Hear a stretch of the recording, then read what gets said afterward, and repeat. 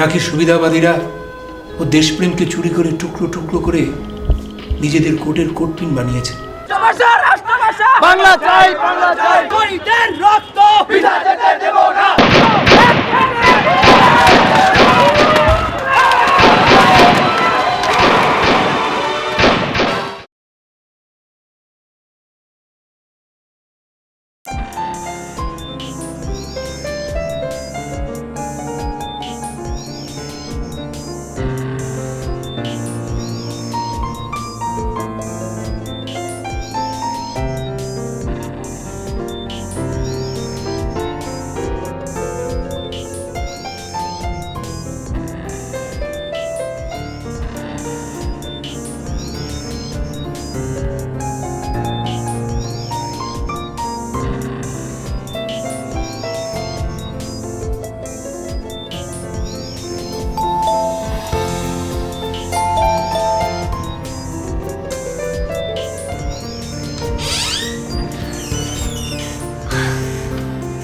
অসময়ে পথ ভুলে নাকি?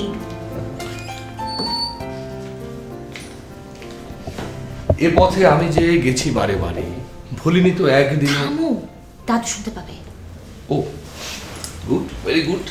দাদু তাহলে বাড়িতেই আছে না? ও আজও তাহলে তুমি দাদুর কাছে এসেছো? যাও, দাদুটার ঘরেই আছে। কি যে বলো না তুমি। আজ তোমারে দেখতে এলেম অনেক দিনের পরে। মিথ্যে বলো না, আমি তোমাকে চিনি। হাও হে মানিনী নারী, সত্য জেনে কি হইবে সুখ, ধর্ম জানি প্রতারণা করি নাই। ঢং রাখো, দিনের পর দিন খোঁজ নেই, আর দেখা হলে মন ভোলানো কথা না। তোমাকে আমি চিনি, নিশ্চয়ই কোনো রেফারেন্স দরকার, তাই দাদুর দরবারে আগমন। আর প্রবেশ পথে দারোয়ানকে বকশিশ দেওয়ার চেষ্টা। বাহ, দেখো সুন্দর তো। যাও দাদুর ঘরে যাও, চা না কফি? কফি, কফি এবং কফি। তবে এর সঙ্গে যদি অন্য কিছু যোগ করতে চাও তাহলে কোনো আপত্তি নেই। যাও। আচ্ছা ঠিক আছে।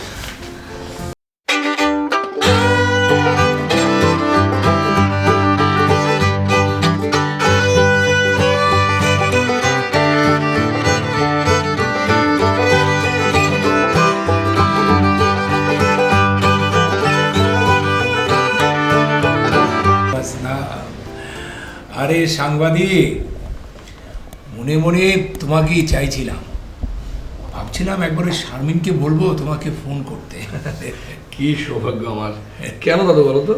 কথা বলতে, নিজের সঙ্গে নিজে আর কত কথা বলা যায় বলো? চারিদিকের চেনা মানুষগুলো কেমন বদলে গেছে।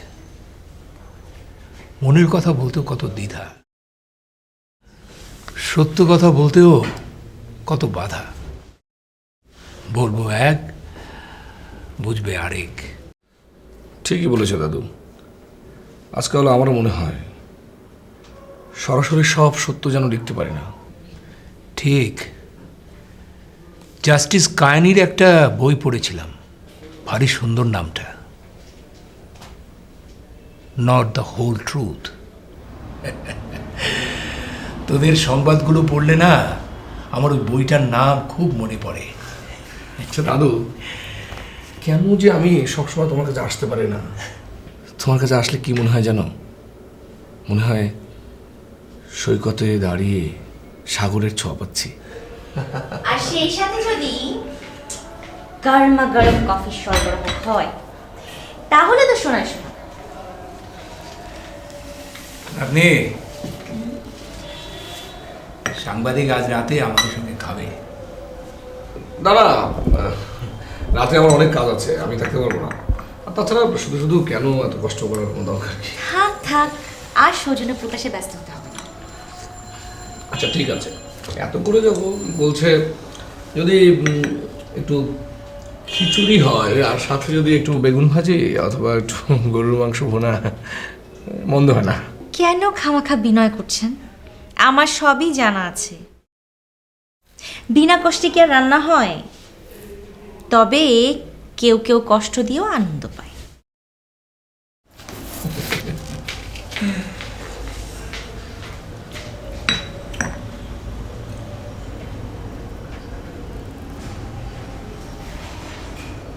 দাদু, কি ব্যাপার, খারাপ লাগছে নাকি? না না, একটা বিষয় লক্ষ্য করলাম, তোরা দুজন কথা বললি, একটা বাক্য সম্পূর্ণ নয়, অথচ পুরো ব্যাপারটাই কমিউনিকেটেড হলো। না মানে ওই শারমিন ভাবে যে আমি বোধহয় একটু পেটুক। তার মানে বিষয়টা আন্তরিক, অথচ চারিদিকে আন্তরিকতার কি দারুণ দুর্ভিক্ষ, যে কারণে তোমার ওই কমিউনিকেশন ফেল করছে।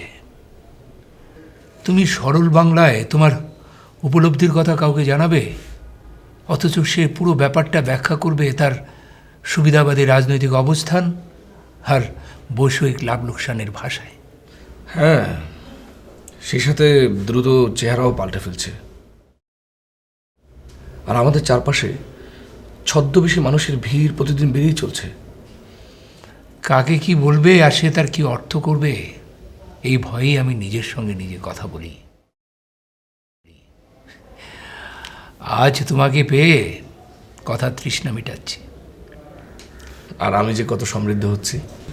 হয়েছে হয়েছে, এবার বলুন এই বৃদ্ধ আপনার জন্য কি করতে পারে? আপনার প্রজ্ঞা এবং উপলব্ধির রত্নভাণ্ডার থেকে যত সামান্য যদি এই বান্দাকে দান করেন, তাহলে তার পেশাগত যশের মুকুটে আর একটি পালক সংযুক্ত হতে পারে। আপনার আরজি মঞ্জুর। দাদু, এবার কাজের কথা বলি। আমাদের দৈনিকের শনিবারের ম্যাগাজিন চতুরঙ্গের প্রতি মাসে একটা প্রচ্ছদের কাহিনীর দায়িত্ব থাকে আমার উপরে, সে তো তুমি জানোই। এ বিষয়ে তোমার কাছে আমার অপরিশোধিত ঋণের কথা তো। কাজের কথায় আসো, এবারে তোমাদের বিষয় কি? হ্যাঁ, মানে আমার এবারের সংখ্যা বেরোবে হচ্ছে 20 ফেব্রুয়ারি। বুঝতেই পারছো কতটা চ্যালেঞ্জিং একটা ব্যাপার। আমি একটা নতুন কিছু করতে চাই, কিন্তু দাদু মাথায় কিছুই আসছে না। তোমার মধ্যে একটা অনন্য হওয়ার আকাঙ্ক্ষা আছে বলেই তোমাকে আমি এত ভালোবাসি। কিন্তু দাদু, এই পথ দুর্গম, পরিশ্রমের আর অভিযাত্রীর। এমনকি অনেক ক্ষেত্রে প্রাপ্তি হয় শূন্য। তুমি কি প্রস্তুত? দাদু, আমি অনন্য পথেই চলতে চাই। গুড, চলো তোমাকে ওই ছবিটা দেখাই।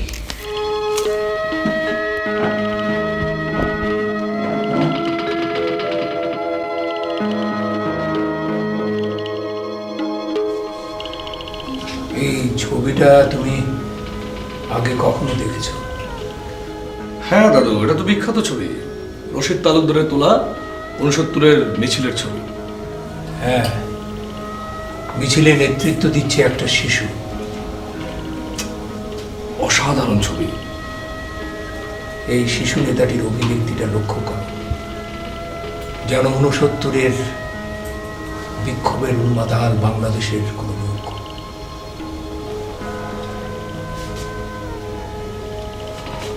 শিশুটা এখন কোথায়?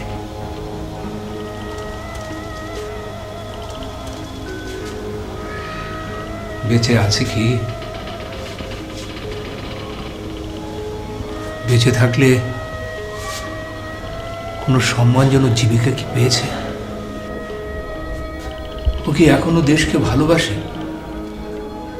নাকি সুবিধাবাদীরা ও দেশপ্রেমকে চুরি করে টুকরো টুকরো করে নিজেদের কোটের কোটপিন বানিয়েছে আর তাকে ছুঁড়ে ফেলে দিয়েছে সমাজের গৌরবহীন ক্লেদাক্ত নরকে?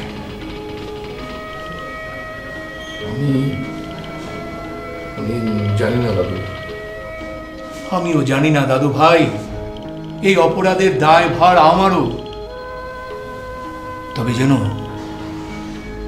এরাই হচ্ছে ইতিহাসের আনসাং হিরো, এরা ইতিহাস রচনা করে, কিন্তু ইতিহাসের পাতায় এদের কোনো নাম থাকে না। আচ্ছা আচ্ছা, এদের কি কেউ খুঁজে বের করবে না? তোমাদের তোমাদের এই অবাধ তথ্য প্রবাহের যুগে কেউ কি ওদের নিয়ে কিছু লিখবে না?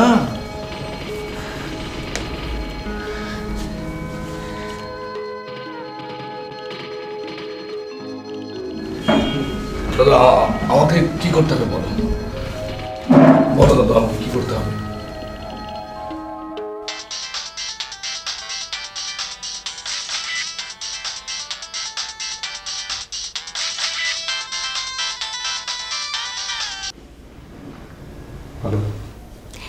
সত্যি সত্যি ভুনা খিচুড়ি হচ্ছে, সাথে হাঁসের গোশত। যাবে না কিন্তু? ঠিক আছে। চালাকি করবে না। আমি একটা মিটিংয়ে আছি, পরে কথা হবে। কি মিটিং হচ্ছে তা তো আমি জানি। কাল দুপুরে পাবলিক লাইব্রেরিতে আসবে। আচ্ছা, হ্যাঁ, ঠিক আছে, ঠিক আছে। প্রমিস? ওকে, ঠিক আছে, ঠিক আছে।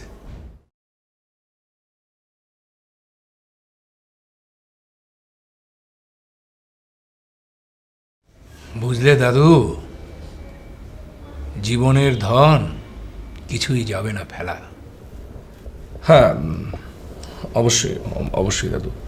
আচ্ছা দাদু, আমাকে কাদের কথা লিখতে হবে? ও হ্যাঁ, তোমাকে লিখতে হবে ইতিহাসের উপেক্ষিত বীরদের কথা। Unique idea. আচ্ছা, আমি কি তাহলে দাদু একে দিয়ে শুরু করব?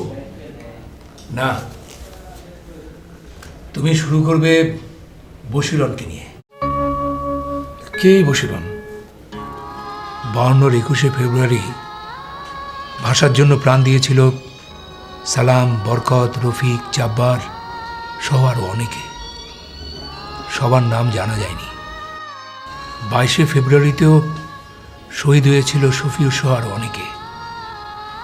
তাদের মধ্যে একজন ছিল আওয়াল, পেশায় রিক্সা চালক। তার ব্যাপারে এর চেয়ে আর বেশি কোনো তথ্য পাওয়া যায়নি। কিন্তু এর সাথে বশিরনের সম্পর্ক কি? 23শে ফেব্রুয়ারি ঢাকা শহরে কারফিউ জারি করা হলো, অথচ রাতের আধারে ছাত্ররা শহীদদের স্মৃতির উদ্দেশ্যে গড়ে তুলল স্মৃতিস্তম্ভ। পরদিন ভোরে শফিউরের বাবা উদ্বোধন করল সেই স্মৃতির মিনার, যেটি বাংলা ভাষার প্রথম শহীদ মিনার। কিন্তু 26শে ফেব্রুয়ারি পুলিশ ভেঙে গুড়িয়ে দিল সেই শহীদ মিনার। এরপর যতবার ছাত্র জনতা এই শহীদ মিনার গড়েছে, পুলিশ ততবার ভেঙে চুরমার করে দিয়েছে। অবশেষে জয় হলো ছাত্র জনতার। সরকার বাধ্য হলো শহীদ মিনারকে স্বীকৃতি দিতে। ভাষার জন্য বাংলাদেশের মানুষের মতো এত বড় আত্মত্যাগ পৃথিবীর কোনো জাতি করেনি। জানো দাদু, এটা যখন ভাবি তখন এই বুকটা গর্বে ভরে ওঠে। দাদু, আজকে যে এই কেন্দ্রীয় শহীদ মিনার, এর প্রথম ভিত্তিপ্রস্তরটি কে স্থাপন করেছিল জানো? একটা মেয়ে, ছোট্ট মেয়ে। তখনকার সরকার চেয়েছিল ইস্ট পাকিস্তানের প্রধানমন্ত্রী এই শহীদ মিনারে ভিত্তিপ্রস্তর স্থাপন করবে, কিন্তু জনতা সেটা চায়নি। তারা খুঁজে বের করলো সেই বশিরনকে। এই বশিরনই এই কেন্দ্রীয় শহীদ মিনারের ভিত্তি স্থাপন করেছিল। বশিরন হচ্ছে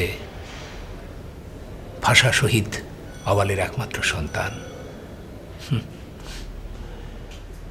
ইতিহাসের একটা নিজস্ব রায় আছে, বুঝলে সাংবাদিক? আচ্ছা আচ্ছা দাদু, এই বশিরন এখন কোথায় আছে তুমি কি কিছু জানো?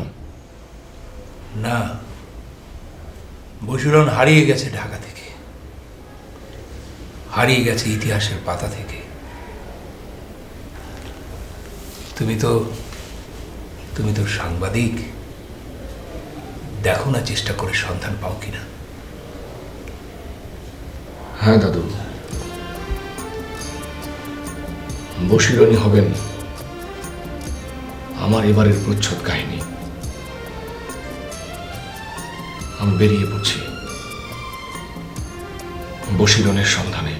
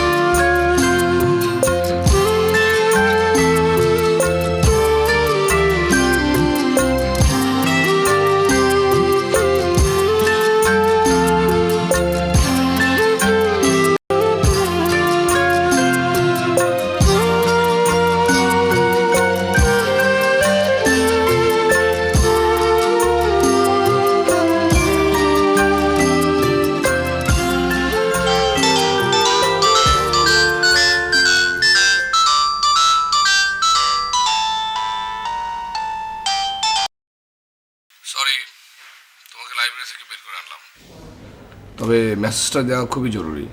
জি, আপনি কি জরুরি কথা ছাড়া কখনো আমাকে এমনি ফোন করেন? ঝটপট বলে ফেলুন। তুমি বাসায় ফিরছো কখন? আপনি আদেশ দিলে এখনই রওনা দিতে পারি। না, তুমি তোমার সময় মতো যাও, তবে দাদুকে ব্যাপারটা জানাতে পারলে একটু রিলিজ হতাম আর কি। কি জানাবে? তুমি আমাকে খুবই পছন্দ করো, আমাকে বিয়ে করে তাড়াতাড়ি ঘরে তুলতে চাও, এসব?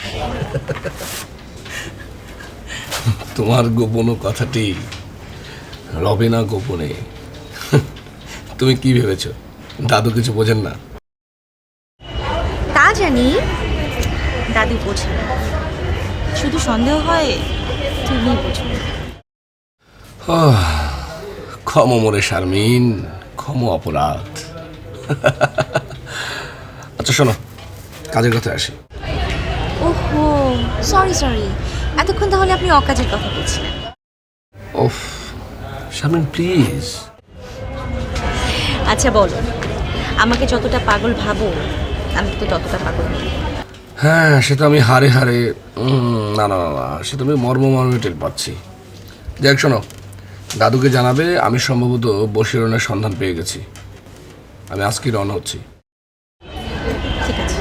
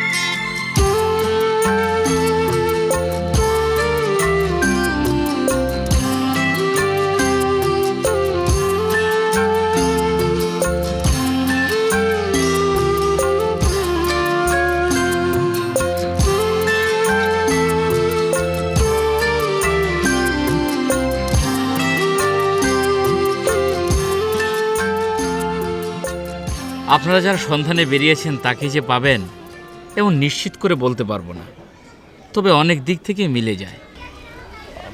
ওনার নামও কি আপনার জানা নেই? আমরা সবাই জানি ওনার নাম বর্ণমালা বাবু। অসম্ভব সুন্দর নাম। হ্যাঁ, খুব সুন্দর নাম। আমরা তো কখনো ভাবিনি তার অন্য কোনো নাম থাকতে পারে। আমার হাতে খড়িও তার হাতেই, শুধু আমি কেন, এই গ্রামের প্রায় সবাই তার কাছেই শিখেছে প্রথম বর্ণমালা। এই গ্রামের অনেক নামি দামি মানুষ যারা আপনাদের ঢাকা শহরে থাকেন, তাদের অনেকেরই হাতে খড়ি দিয়েছেন আমাদের বর্ণমালা বাবু। এমন অসাধারণ একজন মানুষ এই ছোট্ট একটা গ্রামে নীরবে নিভৃতে জ্ঞানের প্রদীপ জ্বালিয়ে বসে আছেন, অথচ আমরা তার খবরই জানি না। আমি এক্ষুনি ওনার সঙ্গে দেখা করতে চাই। অবশ্যই, আপনারা এত দূর থেকে এত কষ্ট করে এসেছেন, কিন্তু খুব সহজে তার দেখা বোধহয় পাবেন না। কেন, ওনার নিজের কোনো বাড়িঘর নেই? অবশ্যই আছে, তবে উনি কি বাড়িতে বসে থাকা মানুষ? হয়তো এ পাড়ায় বর্ণমালা পাঠ শেষ করে আরেক পাড়ায় চলেছেন। আচ্ছা, উনি কি সারাদিন এমনই করেন? যত বয়স বাড়ছে ততই তার জিদও বাড়ছে। এ গ্রামের ছেলে মেয়ে বুড়ো বুড়ি সবাইকে তিনি বর্ণমালা পাঠ শেখাবেন। আচ্ছা চলেন, আপনাদের সাথে আমিও যাই। স্যার তাহলে আপনি বসেন একটু। আসে তাহলে।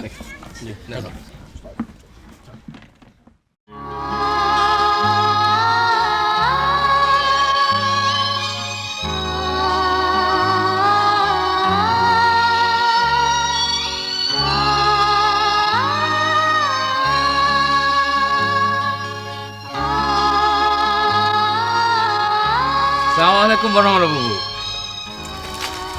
ওয়ালাইকুম সালাম। এদেরকে নিয়ে কোথায় চলেছো মাস্টার? তোমাদেরকে তো চিনলাম না ভাই। বর্ণমালা বাবু, হ্যাঁ, আমরা তো আপনাকেই খুঁজছি। এরা দুজন সাংবাদিক, এসেছেন ঢাকা থেকে। আমাকে কেন খুঁজছো? এই পাগল ছেলেটা কি করছে? তোমরা আমার সঙ্গে দেখা করতে এসেছো কেন ভাই? আমি আপনাকে পাগলের মতো খুঁজে বেড়াচ্ছি। শেষে হেডমাস্টার সাহেবের কাছ থেকে আপনার সন্ধান পাই। আচ্ছা বর্ণমালা বাবু, আপনার নামে কি বশিরন?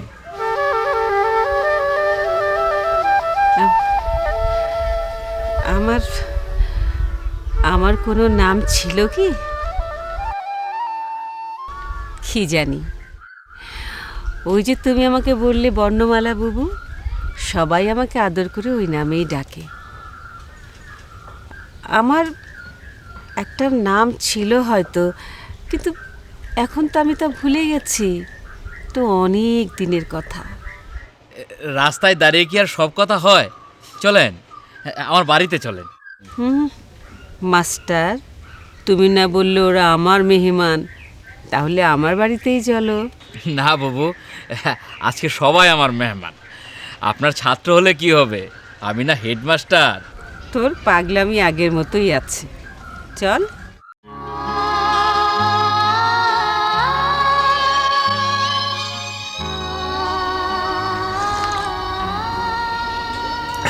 তুই কি করে সব বুঝে ফেলিস? মন বলছিল এক কাপ চা হলে বেশ হতো। সাথে একটু আদা দিয়েছি। সারাদিন যা খুব খুব করে কাশছো তুমি। তোর বিয়ে হয়ে গেলে তুই যখন শ্বশুর বাড়ি চলে যাবি তখন আমার কি দুর্গতি হবে বলতো? বয়ে গেছে আমার বিয়ে করতে, তোমাকে ছেড়ে আমি কোথাও যাব না। পাগলি। আচ্ছা, সাংবাদিক কি ফোন করেছিল? ওহো, আমি তো বলতে ভুলে গিয়েছিলাম। তোমাকে একটা জরুরি খবর পৌঁছে দিতে বললো। জরুরি খবর? তাই তো বললো। বশিরনের সন্ধান নাকি সে পেয়েছে, আজই ঢাকার বাইরে চলে গেল। তানভীর বশিরনকে খুঁজে পেয়েছে? ও তো অসম্ভবকে সম্ভব করেছে। দাদু, কেই বশিরন? সাংবাদিক ফিরে আসুক, ওর মুখে শুনিস। আমার আব্বা ভাষার জন্য শহীদ হয়েছেন, এটা আমার বড় গৌরব। সেদিনের সেই কথা যদি আমাদের একটু বলতেন। ভাইরে, তখন ছিলাম আমি অনেক ছোট। এখন আমি যা বলবো সব যে আমার নিজের স্মৃতি, এটা ঠিক না। আমার মা তখন শোকে পাগল। আমার আব্বাকে নিয়ে আমার মায়ের খুব গর্ব। আমাকে সারাক্ষণ আমার আব্বার গল্প বলতেন। এই তো এই সব কিছু মিলেমিশেই আমার স্মৃতি। আপনার আব্বা তো রিক্সা চালক ছিলেন, সে কথা কি আপনার মনে আছে? হ্যাঁ, আমার আব্বা তো ছিলেন এই গায়েরই একজন কৃষক, তবে উনি খুব রাগী ছিলেন। ছল চাতুরি একদম সইতে পারতেন না। জ্ঞাতি ভাইদের সঙ্গে জমি জমা নিয়ে বিবাদ হওয়ায় ওই জমি বিক্রি করে মাকে নিয়ে চলে গেলেন ঢাকায়। নিজেই কিনে ফেললেন একটা রিক্সা। রিক্সাটাকে খুব আদর করতেন, খুব যত্ন করতেন। আজকে আর এই পঙ্কিরাজ বাইর করুন না বসির মা, আজকে এটার ছুটি, এইটারও ছুটি, আমারও ছুটি। আজ আবার কিসের ছুটি? আরে আজকে তো পুরো ঢাকা শহরে হরতাল, ছাত্ররা খেপছে, আবার ওদিকে গভর্নমেন্টও খেপছে, 144 দ্বারা জারি করছে। এর মধ্যে যদি আমি এইটারই নিয়ে বাইর হই, আমার তো 12টা বাজবই, এইটার বাজবো 13টা। আম্মা আম্মা কোলে আসেন। কয়দিন আগেই না হরতাল ডাকলো, আবার কিসের হরতাল? আরে ওইটা তো আসলে স্কুল কলেজের হরতাল। প্রফেসর সাহেবের মাইয়া গো স্কুলে নিয়ে যাইতে যে কি ঝামেলায় পড়ছিলাম। শুনো, আমার বসিরে আমি স্কুলে দেব, লেখাপড়া শিখামু। ওই প্রফেসর স্যারের মাইয়া গো মতো আমার মাইয়া শিক্ষিত হইব। আমার পঙ্কিরা যে কইরা তোমারে রোজ স্কুলে দিয়ে আসমু নিয়ে আসমু। কি আম্মা স্কুলে যাইবা না? ও আমার বসি হইব স্কুলের আপামনি। অত ছেলে মেয়ে তার কাছে লেখাপড়া শিখবো। আচ্ছা কোন তো এই হরতাল ডাকে কেন? গরিব মানুষের কষ্ট না? হ্যাঁ এটা তো ঠিকই কইছো, এইটা একটু একটু জানুন দরকার। তুমি রান্ধো, আমি একটু খবর লই আইতেছি। আম্মা একটু বসেন। হ্যাঁ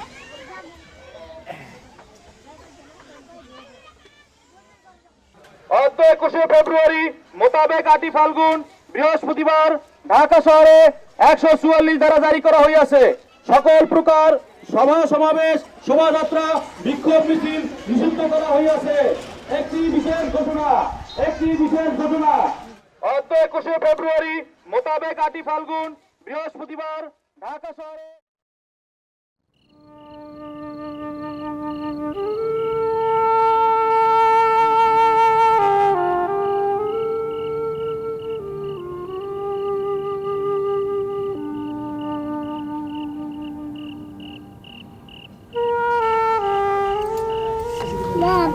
আবার সত্যি সত্যি স্কুলে নিয়ে যাব?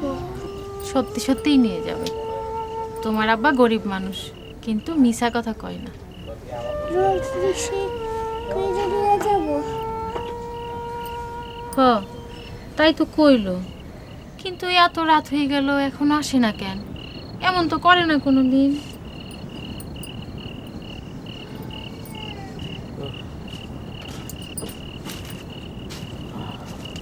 কি হয়েছে আপনার? এত দেরি করলেন কেন? ঢাকা শহরে আজ সাংঘাতিক ঘটনা ঘটে গেছে বসির মা। পুলিশ গুলি চালাইছে, অনেক মানুষ মরে গেছে। কোন কি? পুলিশ মিলিটারি ঢাকা শহর গিজ গিজ করতেছে, অনেক লাশ গুম করে ফেলাইছে। কি অন্যায় করছে তারা? তারা মিছিল করছে, 144 ধারা ভাঙছে। কেন ভাঙছে জানো? আমাকে আহাত স্যার আছে না, আহাত স্যার আমার সব বুঝাই কইছে। গভর্নমেন্ট চায় আমরা কেউ বাংলা ভাষায় কথা কইতে পারুম না, আমাকে উর্দু ভাষায় কথা কইতে হইব, আমাকে সবাই উর্দু ভাষা শিখতে হইব। কি অন্যায় কথা! ছাত্ররা কি এই অন্যায় মানে কো? তারা সবাই শিক্ষিত না, তাই তারা মিটিং করছে, 144 ধারা ভাঙছে। পুলিশের বন্দুকের পরোয়া না কইরা তারা মিছিল বাইর করে চিৎকার করে কইছে, তোমার ভাষা আমার ভাষা, বাংলা ভাষা বাংলা ভাষা, রাষ্ট্রভাষা বাংলা চাই বাংলা চাই। কত মানুষের যে গুলি করে মারছে, মেডিকেলের রাস্তা একেবারে রক্তে ভাইসে গেছে বসির মা। আপনি ঠান্ডা হন তো, খাইতে আসেন। সারাদিন না খেয়েছে আর কি অবস্থা করছেন। কালকে আরো অনেক বড় হরতাল হইব, অনেক বড় মিছিল হইব। আমি সেই মিছিলে যাবো বসির মা, আমি মিছিলে যাবো। আমি চিৎকার করে কমু, আমার ভাষা তোমার ভাষা, বাংলা ভাষা বাংলা ভাষা, রাষ্ট্রভাষা বাংলা চাই বাংলা চাই, রাষ্ট্রভাষা বাংলা চাই বাংলা চাই বাংলা চাই। পিতা জাতার দেব না শহীদের রক্ত, রাষ্ট্রভাষা বাংলা চাই বাংলা চাই। শহীদের রক্ত পিতা জাতার দেব না, রাষ্ট্রভাষা বাংলা চাই বাংলা চাই বাংলা চাই বাংলা চাই। শহীদের রক্ত পিতা জাতার দেব না, রাষ্ট্রভাষা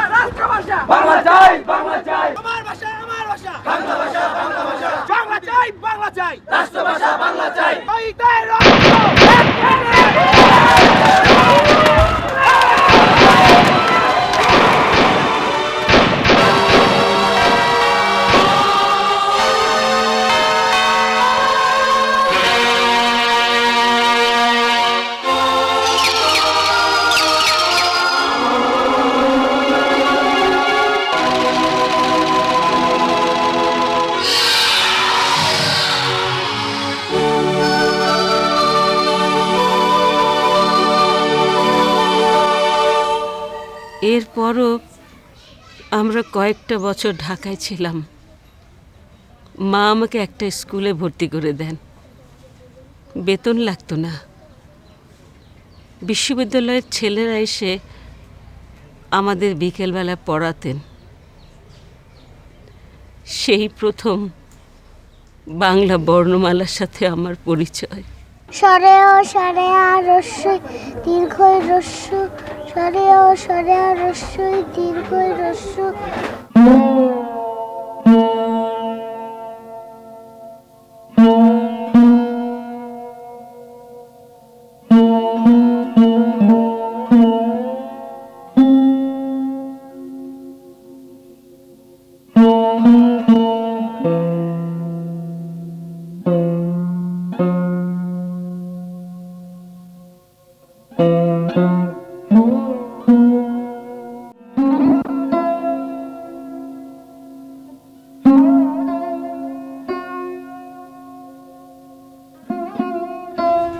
আয় মা, খাইয়ে নে। মা, তুমি সারাদিন কত কাজ করো, আব্বাই থাকলে তোমার এত কষ্ট করতে দিত না। মন দিয়ে লেখাপড়া করো মা। তোমার আব্বাই বলতো বসি পড়ালেখা শিখে স্কুলের আব্বা মনি হবে। হতে পারবা না মা? পারবো মা, পারবো। আব্বা মনি হয়ে আমি আব্বার মতো চিৎকার করে বলবো, তোমার ভাষা আমার ভাষা, বাংলা ভাষা বাংলা ভাষা, রাষ্ট্রভাষা বাংলা চাই। না না না।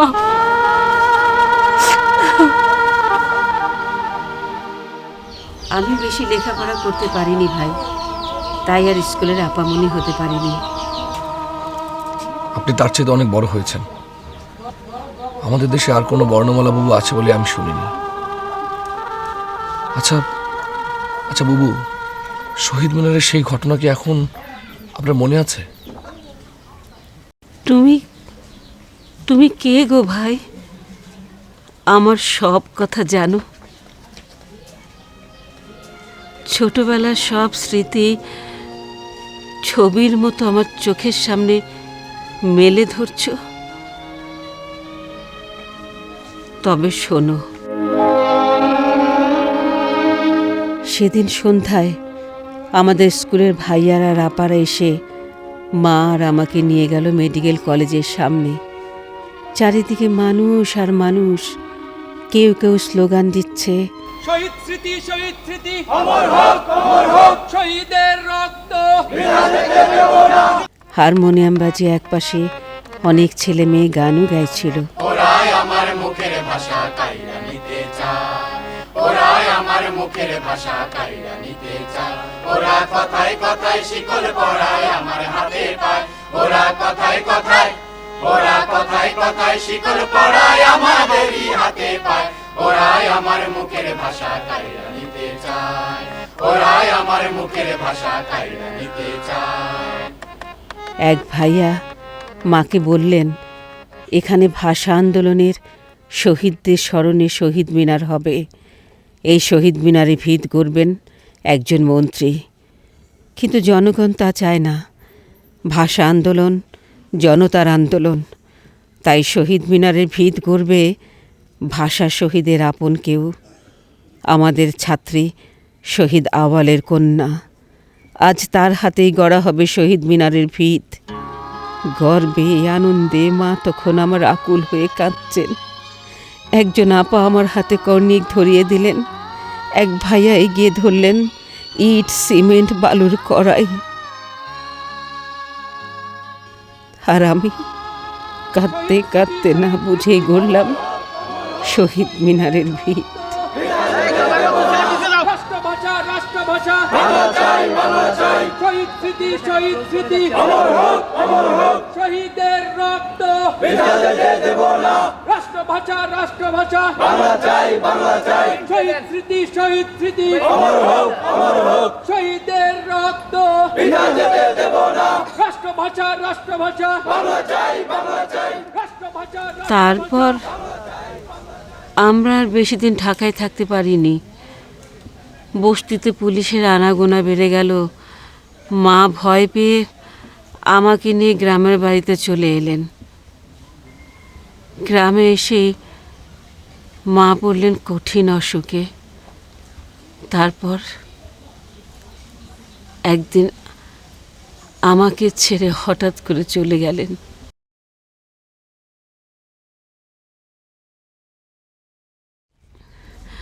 আমাকে মাফ করে দাও ভাই, আমি আমার দুঃখের কথা বলে তোমাদের মন খারাপ করে দিলাম।